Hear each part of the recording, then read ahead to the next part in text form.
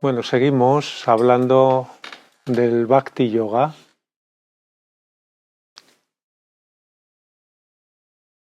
El Sri Aurobindo habla de el Brahman del Ananda, el Brahman del deleite, de la beatitud.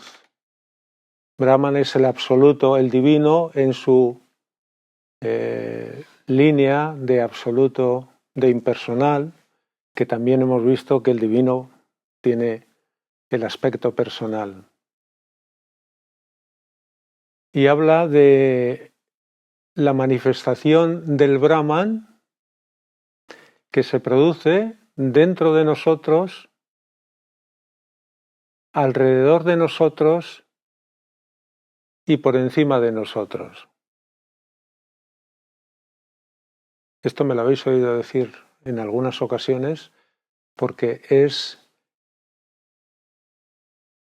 su presencia en nuestro interior, su presencia en todo lo que nos rodea y por extensión en el universo y su presencia por encima del universo. En lo que a nosotros respecta, vamos a repetir estos dos puntos, estos dos centros que hay en el ser humano, que son los que utiliza este Brahman para penetrar en nosotros, para imponerse, para poseernos de alguna manera. Es el loto de la cabeza y el loto del corazón. Y tienen una importancia extraordinaria. Nosotros sabéis que en todas las meditaciones tratamos de trabajar muy brevemente en Sahasrara, el loto de los 1000 pétalos, el loto de la cabeza, y entrar en el interior hacia el corazón espiritual. Esto es muy importante, imprescindible. Lo que sucede con el loto de la cabeza, cuando por ahí desciende el conocimiento, la luz, la fuerza, la energía, pueden ser percibidas perfectísimamente con una extraordinaria intensidad. Y acaban influyendo en este punto, en este centro, en el loto del entrecejo, que es el de la visión profunda y el del discernimiento. Y también aquí puede sentirse presión. Es un contacto directo con la conciencia superior a través de este loto. Y el divino utiliza este loto para penetrar dentro de nosotros. Y en el corazón, en nuestro interior, el divino se expresa a través de el alma en nosotros o esa conciencia interior o si ahora incluso lo expresa como purusa interior, el alma evolutiva, el psíquico, el interior que no es exactamente el psíquico está más profundo soportando o sosteniendo todo nuestro ser interior y todo nuestro ser exterior, todo lo que somos está soportado por el psíquico. Son cosas que se pueden, cuando nuestra percepción e interiorización son sutiles y profundas, se pueden percibir, pueden llegar a percibirse. Son estos dos elementos o estos dos poderes en nosotros, que son poderes del divino en nosotros, los que nos van a procurar la unión con Él de la que tanto hemos hablado. La unión que puede ser una unión amorosa a través de la Bhakti o una unión a través de la mente, porque la mente puede elevarse o puede ser atraída hacia esa conciencia superior y participar en un baño intensísimo y extensísimo de luz gozosa, en la que la propia personalidad del que observa desaparece en la luz y acaba resultando el ser uno con la luz. Esto es una experiencia que puede llegar a darse a partir de una mente silenciosa. No sé si al margen de la mente silenciosa se dará. Yo os hablo de lo que he podido vivir. Cuando el silencio desciende, esta posibilidad de entrar en la luz, no solo todo el universo como luz, sino más allá del universo, una luz primigenia que parece que físicamente te va a cegar, esto puede darse. Es una experiencia de unión, en este caso, con el Brahman impersonal. Porque aquí no es una experiencia propia de la Bhakti, pero es una experiencia de unión. Y nosotros miramos todas las posibilidades. Este chakra es, en este sentido, primordial. Y trabajar sobre él, habituarnos a volver de vez en cuando al chakra, percibirlo si lo estamos percibiendo, es importante. Y después en el interior, Sri Aurobindo tiene la frase que me gusta mucho repetir: las cosas que yo voy descubriendo os las repito continuamente. ¡Hala! Me parece que él dice: nuestro paraíso personal está en el interior. ¿Y por qué es el paraíso personal? Porque en el interior tomamos contacto con esa realidad, no en su proyección por encima de nosotros, sino en su proyección dentro de nosotros. Por tanto, esta unión, como hemos expresado al inicio, tiene que darse en los 3 grados o en las 3 formas en las que el divino y su presencia puede expresarse dentro de nosotros, por encima de nosotros y alrededor de nosotros. Y esto, si queremos un desarrollo integral de la unión con el Brahman o con el divino, con el absoluto o con el amado, estos 3 aspectos o formas o estadios o grados de presencia debe sentirse y debe poseernos esta presencia. Alrededor de nosotros, ni que decir tiene que el amante entregado ve al amado en todas y cada una de las cosas que observa. Y el sadhaka, que empieza a sentir la presencia del divino, del Brahman, ve al divino en todas y cada una de las cosas que observa. A veces lo ve de forma más intensa y otras veces lo ve a pesar de que el egoísmo humano o las expresiones de fealdad del ser humano lo estén tapando. Pero siempre puede llegar a ver a ese divino en todo lo que observa. Este es uno de los objetivos. Se acaba comprendiendo, os voy a parecer muy radical, de que en esta vida solo Él importa. Solo Él importa. Esto no significa que no haya cosas importantes en la vida, que las hay y muchas. Pero todo en el universo, todo su movimiento, todo el plan que sobre este universo pueda estar establecido, tiene una última condición y objetivo: que se manifieste su divinidad, porque este universo, todos los acontecimientos, este mundo en el que vivimos, el ser humano en él, tienen como último propósito manifestar su divinidad, manifestar su presencia. Es decir, volver al origen desde el que el universo y el ser humano en él surgió. Todo lo que devino del origen en una involución desde la conciencia pura y perfecta, desde la luz pura y perfecta a la oscuridad y conciencia de la materia, esta es la involución, tiene como objetivo evolucionar hasta el origen. Por tanto, en este sentido, solo Él importa. Todo está diseñado para su manifestación.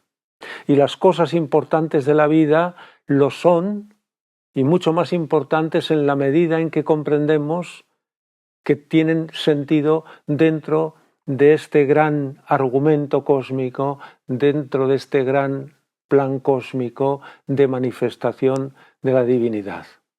Un ser humano tiene responsabilidades y las tiene que atender, por supuesto, y hay responsabilidades muy importantes, pero todo se acaba comprendiendo como subsidiario, como una expresión relativa o como un medio para llegar a ese último objetivo. Esto es una dictadura y va a ser cumplida. Si no somos nosotros los humanos los que aceptamos este reto, habrá otras expresiones que puedan llegar a esta manifestación de divinidad. Pero esto es una dictadura. Dictadura quiere decir un imperativo que ha de cumplirse, que se va a cumplir. Y en este sentido, todo lo que vivimos, todo lo que nos toca recibir del exterior, todos los problemas, todas las adversidades, todas las circunstancias, tienen ese sentido y deben encajar en este sentido último, mayor, universal y trascendente, que es esta manifestación. Y en este sentido, vemos el propósito de todo acontecimiento en esta línea, con esta visión y con esta percepción. Y vemos que todo es una expresión de esa divinidad. Cuando ves un perrito, los perros que ladran mucho se ve menos el divino en ellos, ¿no? Pero cuando ves un perrito, un animal cualquiera, con su instinto, con su conocimiento instintivo. Cuando ves un árbol como fuerza de crecimiento, como expresión de colorido de sus hojas en otoño. Hay colores en los árboles en el otoño que son difícilmente imitables por el ser humano. Todo. La belleza del desierto, la belleza del bosque frondoso, todo, cuando el alma está abierta, evoca a la divinidad. Todo. Esto poco a poco uno va abriendo su mente y su corazón y ya no sabe contemplar nada en la vida, ni objetos, ni circunstancias, ni relaciones que no tengan o no sean subordinadas a este último objetivo y que no sean una expresión de esta presencia y de esta realidad. Me habréis oído decir, todo lo que en el ser humano se expresa es la consecuencia de una delegación o de una acción de ese Brahman en nosotros. La paz interior que podemos sentir es la paz del Brahman que ha descendido a nosotros. Y la sentimos en el interior porque el interior es mucho más sensible que nuestra conciencia exteriorizada, alocada, perdida, saltarina, neurótica en la que a veces vivimos. Todo lo que tenemos nos ha sido dado. Todo, absolutamente todo. Y el conocimiento humano es un conocimiento preestablecido, delegado a la mente humana incluso cuando el conocimiento humano es un conocimiento de la materia, material. Esto también me lo habéis oído hablar. Cuando inventamos algo, solo descubrimos las posibilidades de la combinación de varios elementos o minerales que tienen sus cualidades, pero esas cualidades están establecidas y esa posibilidad de combinación está establecida. Solo descubrimos una posibilidad que ya estaba ahí, pero es un conocimiento preestablecido, insisto, incluso cuando el ser humano realiza un conocimiento material, no ya espiritual. Todo estaba ya, todo está ya, todo lo que tratamos de conseguir para nosotros ya está.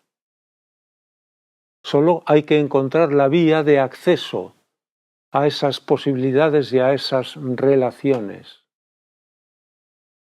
Y podríamos decir, está incluso ya en nuestro interior. Insisto mucho en esto, porque al Brahman por encima de nosotros se puede llegar a través de la mente, y a través del interior hemos dicho que llegamos al Brahman dentro de nosotros, pero al Brahman por encima de nosotros también se puede llegar desde el interior. Y esto es por una sencilla razón, porque nuestra alma, en la profundidad del ser, es hija directa del Brahman, y lo va a buscar, y nos va a llevar a buscarlo, querámoslo o no. Esto también es la dictadura del alma sobre nosotros. En cuanto nos acerquemos o en tanto en cuanto nos acerquemos a esa alma, a esta profundidad del ser, ahí está la querencia, la aspiración, el impulso incesante a lo eterno, a lo trascendente, a el espíritu, al Brahman, al divino, a el infinito. En este sentido, el infinito está en nosotros, el Brahman está en nosotros, todas las posibilidades del deleite están en nosotros, y la unión se puede hacer desde esta mente, a través de el loto de los 1000 pétalos, del centro de la cabeza, y a través del corazón, donde lo percibimos dentro de nosotros y donde lo percibimos, o donde una vez percibido dentro de nosotros, Él nos va a llevar a percibirlo por encima de nosotros y a percibirlo alrededor de nosotros, en todas y cada una de las existencias del universo. Esto puede parecer inalcanzable, pero no lo es. Esto es así. Es una cuestión de ir trabajando, una cuestión de atender a nuestro impulso interior, a nuestra aspiración, a las sugestiones que vienen desde lo profundo del ser, y atender a lo que desde arriba pueda estar derramándose sobre nosotros.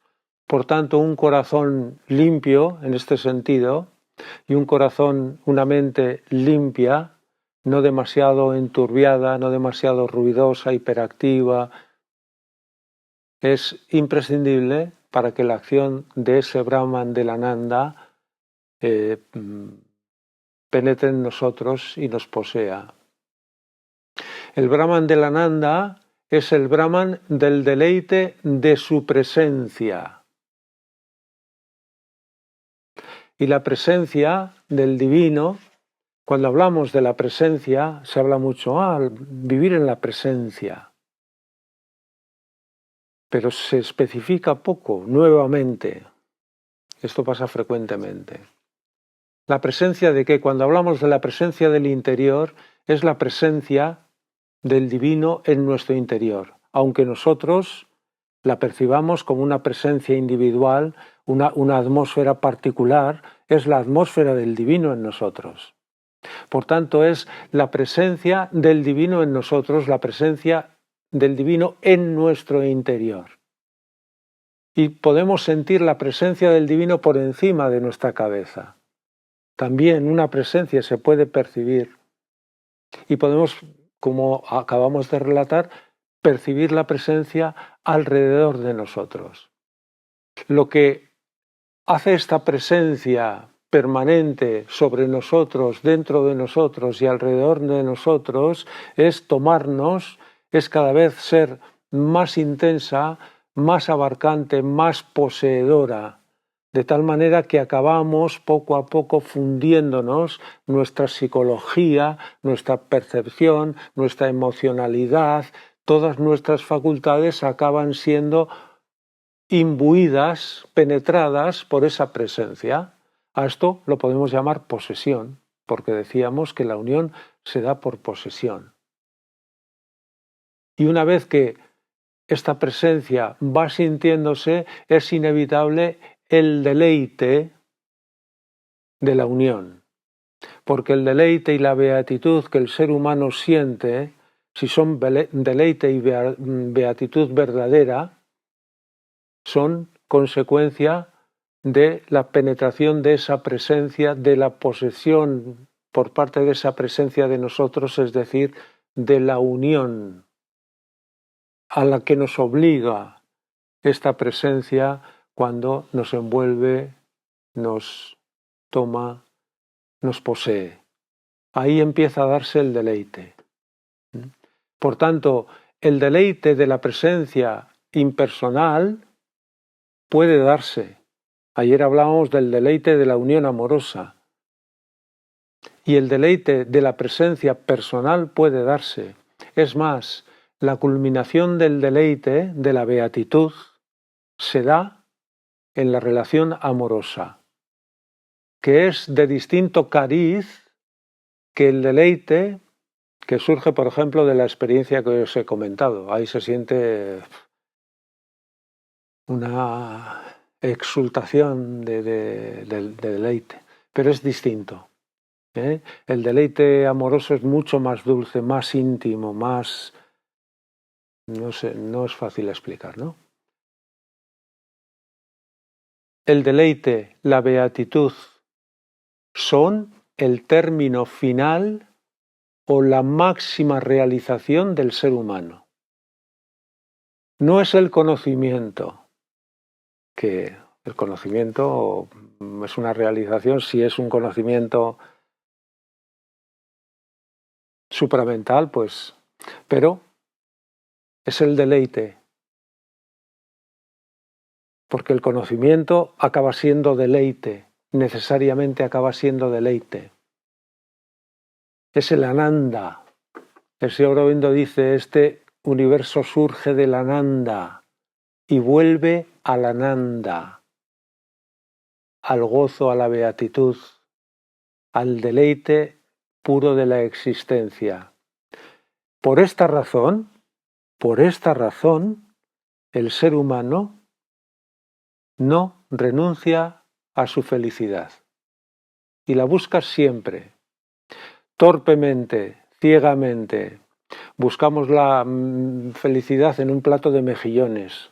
Pues ¿qué le vamos a hacer? Si no nos da para más, la buscamos ahí, pero la buscamos. En un arroz con almejas o en un viaje, lo que fuera. Pero todo deseo humano, en el fondo, está expresando, en la búsqueda de la satisfacción del deseo humano se está expresando un movimiento al que el ser humano no puede renunciar, que es a la felicidad. ¿Por qué? Porque estamos hechos de Ananda, porque nuestro origen es Ananda y nuestro destino es Ananda, gozo, beatitud, felicidad, deleite. Entonces, cuando el deseo nos impulsa a la satisfacción, esa satisfacción que esperamos encontrar, que creemos que nos va a dar algo que no tenemos, o una satisfacción que necesitamos imperiosamente, eso es un sucedáneo, una malversación, un oscurecimiento casi absoluto del deleite que constituye nuestro ADN como seres humanos y como seres espirituales, porque todo ser humano es un ser espiritual, aunque sea ateo. Esto un ateo se enfadaría mucho. ¿Con qué derecho tú me defines? Bueno, pero... Un ateo puede ser un Dios que todavía no se ha encontrado a sí mismo. Yo fui ateo durante casi 30 años. Con lo cual, esta presencia debe ser captada en todo. Una actitud de apertura a sentir esa presencia. Cuando contemplamos un árbol, tratamos de contemplar algo más que la figura o la imagen superficial. No podemos ver belleza en el porte de un árbol, no podemos ver fuerza, no podemos ver un conocimiento implícito que le lleva a crecer, que es conocimiento fuerza, a desechar las ramas en su época, a dar su fruto cuando corresponde. Ahí hay una planificación. Y así en infinidad de especies, de animales, de plantas, en infinidad de hábitats, en una continua evolución de esas especies. Y no ver la presencia en la armonía de un universo casi infinito que ni siquiera sabemos cuánto abarca. No están chocando los elementos. Todos los elementos tienen su porqué dentro de una unidad universal. Por eso algún filósofo y algún científico llegó a la creencia de Dios contemplando el universo. Porque el universo solo puede surgir desde un azar, es decir, un portentoso azar que es el origen de todas las existencias. Esto es una posibilidad. En un momento determinado ese azar se dio. Es un azar que provee de armonía en la relación de los infinitos elementos del universo, planetas, galaxias, todo lo que haya. Eso es una posibilidad, y otra es que hay una consciencia, que es origen, que es sustentador, que es ordenador, que es mantenedor de todas esas existencias. Y la pregunta es, ¿qué es más racional? ¿Creer en el azar que crea y sostiene un universo extraordinario, casi infinito y de infinita armonía como el nuestro? ¿O creer en una consciencia original que sostiene, que armoniza, que sustenta todo el universo? A mí me parece más racional creer en la consciencia que creer en el azar, pero cada uno puede elegir, porque a mí me parece que no hay más posibilidades que esta. No sé si hay alguna pregunta.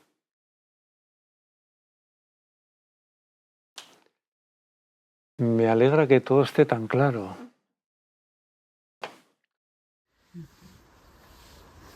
Isidro, los que ya tenemos una edad nos ha tocado más, pero hemos sido educados, criados, paridos en la culpa, en el pecado y en el miedo y en más cosas, ¿no? Entonces, desmontar todo eso, porque hemos actuado en función del castigo, del miedo, del infierno, de tal, es bastante difícil. Y retomar esto otro, pues cuesta. O sea, claro. Entonces te salen todos esos flashes desde que nos engendraron, claro. Ya.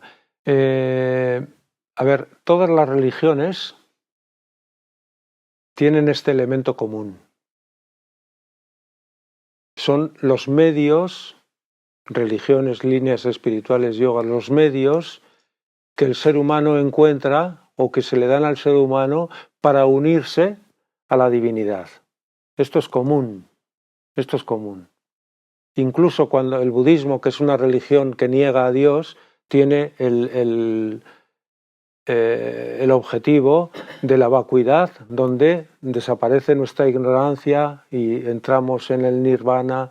De alguna forma también aspira a esa liberación del ser humano de su ignorancia, de su humanidad inferior, para divinizarse o liberarse de toda traba, de toda limitación en esta unión, en este encuentro, en este conocimiento de la divinidad. Esto es común a todos. Estamos en una mentalidad judeocristiana en la que la culpa y el remordimiento nos han sido bastante imprimidos, tenemos este sentido de culpa y de remordimiento y de pecado. El pecado, desde el punto de vista del yoga, no existe. Existe la ignorancia, existe a veces la insania, la patología, ¿no? Pero no el pecado en el sentido cristiano. Y la culpa y el remordimiento nos alejan del objetivo que nosotros pretendemos obtener. Es decir, son energías que dificultan e impiden nuestro progreso personal y que además nos unen, la culpa nos une energéticamente al hecho incorrecto que ha provocado la culpa, porque continuamente trae la presencia de ese hecho, de esa actitud, de ese acto que ya hemos realizado, o de esa injusticia, o de un acto éticamente reprobable, que a través de la culpa vuelve una vez a presentarse a nosotros y vuelve a ponernos en contacto con su energía. El remordimiento lo mismo. Son sentimientos, emociones estériles y contraproducentes desde el punto de vista del yoga. Esto no quiere decir que, que no hay que tener remordimiento. Lo que hay que tener es una intención de superar aquello que es incorrecto y que nos ha traído la culpa. La culpa no la queremos. Lo que hacemos es, he obrado mal, si es que he obrado mal, y voy a corregir. Pero no estoy martirizándome, y esto lo hacemos mucho, en culpas y remordimientos.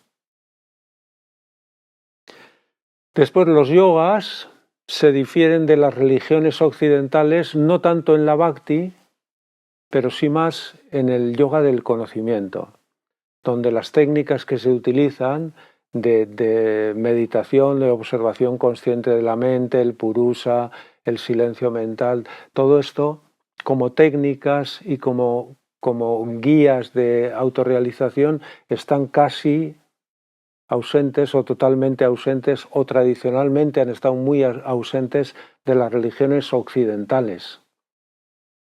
Ahora se está absorbiendo, y esto es bueno, de la India y del budismo, ciertas técnicas mentales para aquietar la mente en samatha, la paz mental, el silencio, toda una serie de técnicas, la propia interiorización que proponemos y el sentido de lo interior que propone el yoga no coincide exactamente con el interior cristiano. El alma, que yo sepa, en el cristianismo es algo mucho más vago y más difuso que lo que se expresa en el yoga integral como ser psíquico, que incluso habla de una experiencia en la que el ser psíquico sale de la profundidad del ser y se coloca al frente de nuestra vida. Es decir, el alma es algo tangible, no físicamente, es algo concreto, es algo sustancial. En el yoga, todas las manifestaciones del espíritu son sustanciales. Y esto no es muy habitual en las religiones, porque el yoga busca este contacto de experiencia, de vivencia, con aquellas realidades a las que aspiramos. No son una idea, una entelequia, un objetivo, mira qué bien. No, es una obligación de experiencia. Si hablamos del ser psíquico, buscamos al ser psíquico. Lo queremos, como decía el señor Aurobindo en la carta que le mandó a su esposa, quiero ver a Dios cara a cara.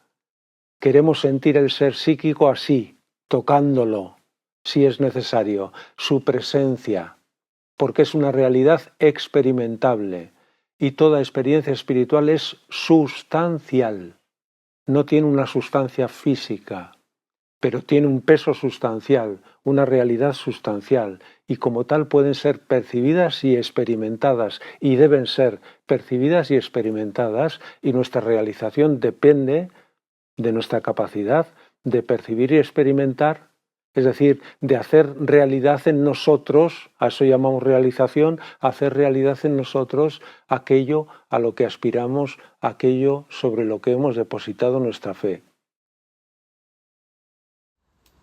Bueno, ¿y no te parece que igual, no sé, si la panacea es para llegar a esto, este camino, que puede ser el yoga, tal, ¿no te parece que igual hay muchísima gente, muchísima humanidad que no puede llegar a conseguir o a intentarlo, incluso, ¿no?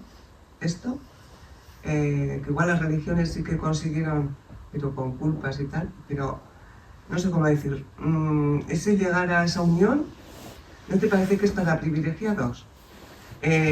O sea, para gente que, no sé, pues, por ejemplo, personas como tú, que habéis llegado a lo que habéis llegado, ¿no? Pero para el resto de la humanidad es difícil, es muy complicado, me parece a mí. Sí. Aquí hay que tener en cuenta que en el yoga la fuerza de transformación principal del ser humano no está en el ser humano. Es un descenso. O sea, la influencia, el poder de transformación sobre el practicante del yoga, sobre el sadhaka, viene siempre desde arriba. O desde arriba cuando ya se ha colocado en el interior y surge del interior. Pero siempre la fuerza principal es eso. Si contáramos solo con nuestra fuerza, todo es imposible. Todo es imposible. Segundo, si la divinidad se va a expresar en su máximo grado sobre el ser humano, ¿quiere decir esto que se va a expresar sobre todos y cada uno de los elementos que componemos la humanidad, de las personas que componemos la humanidad? No necesariamente. Lo que se estima es que va a haber una especie humana divinizada, pero no tiene por qué abarcar a toda la especie humana. De hecho, no todos los monos pasaron a ser seres humanos.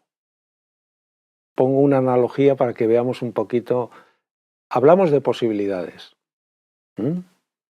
pero que va a haber una especie humana divinizada.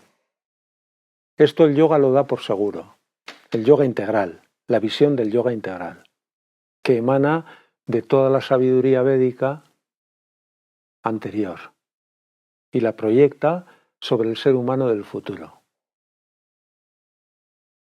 ¿Cuántos? ¿Cómo va a ser un ser humano divinizado en su cuerpo físico?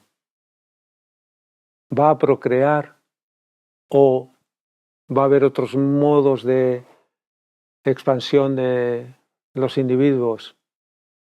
Todo esto no ha llegado a experimentarlo nadie. La madre trabajó en el yoga de las células, que es la transformación celular del cuerpo humano.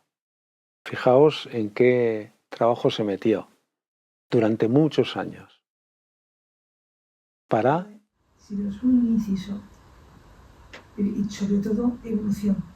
Evolución, o sea, kármicamente, tú has llegado a esto, a lo que estás, porque tienes un pasado evolutivo. Y eso sí que hay que decirlo, ¿no? ¿Por qué no llegamos todos? Pues porque verdaderamente esa evolución todavía no está tan desarrollada y por eso no hemos podido llegar a eso.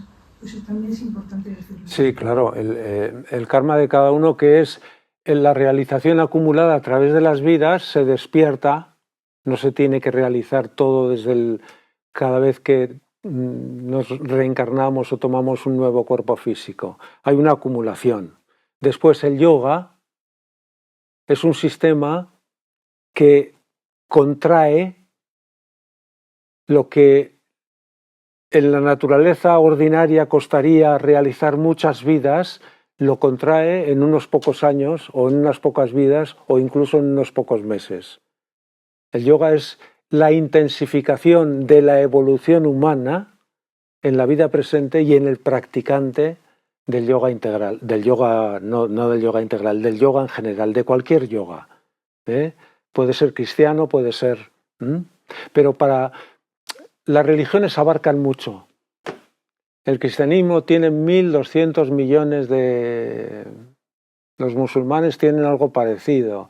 Los budistas 400 o 500 millones. Pero claro, ese abarcar efectivamente puede ser para mucha gente porque la profundidad de la práctica general de los que se consideran cristianos es superficial.